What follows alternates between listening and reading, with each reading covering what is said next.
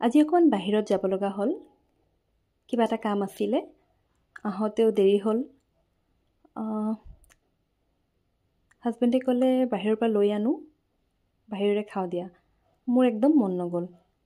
মই ক'লো নাই নাই, ঘৰতে বনাই খাওঁ। আমি দুয়োটাই মিলি কি বনালোঁ চাওঁ আহক।